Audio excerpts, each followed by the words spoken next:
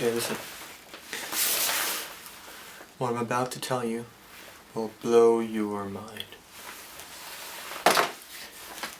You know, when we were kids, we were told these stories, right? Right before you go to bed. Yeah, you guessed it, fairy tales. That's what I'm talking about. Fairy tales. That is the big conspiracy.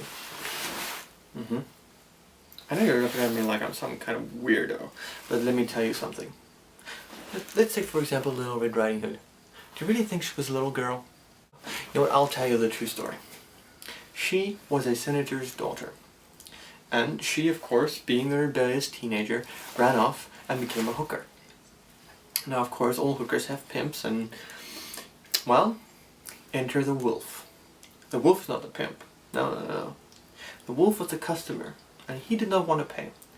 So on comes the pimp, or the woodsman, and offs the man who doesn't want to pay. Now, of course, when this whole story comes to light, the senator doesn't want this to become public knowledge, so he turns it into a story. You know, it says, oh no, his daughter was, victimized, and whatnot. You know how politicians do this, they always put their little spin on things. Still don't believe me? Case number 2. Sleeping Beauty. Now, we all know the story. This one was from way back in the day. She pricks her finger on a spin needle, goes to sleep for 100 years, and then of course a handsome prince comes along and, wakes her up with a kiss. Now, all a nice neat little cover-up. Like nice little icing sugar on the sour plums. No. What happened was, she was shooting up heroin like it was going out of style. That's of course where the needle comes from. Heroin, needle, of course they just make it the finger. Why would you stab your elbow on the spin needle? Anyway, she was shooting up heroin and then OD'd, right? And then went into a coma. Now everybody around her was shocked. And they just sort of dropped everything that they were doing for the whole time that she was in this coma. Now of course it wasn't the whole kingdom, it was just everybody, because it wouldn't have been much of a cover-up if everybody knew, right? So where's the prince come in? Well, he was a doctor, who then, he came along and helped her nurse her back to health. Now of course he started developing romantic feelings for her, and which then added to the scandal.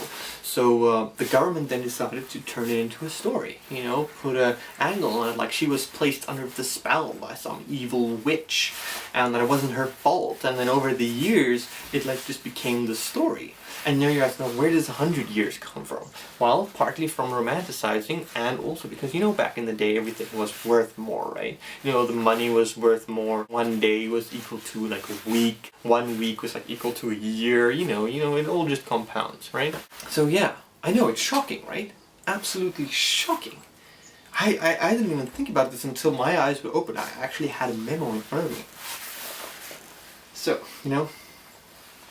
I just think it is very important to point out that we should not be telling these stories to our children. Because, look, it's already messed with our minds.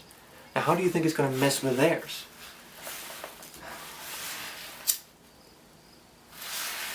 So yeah, don't tell this story to your children, because it will mess them up too.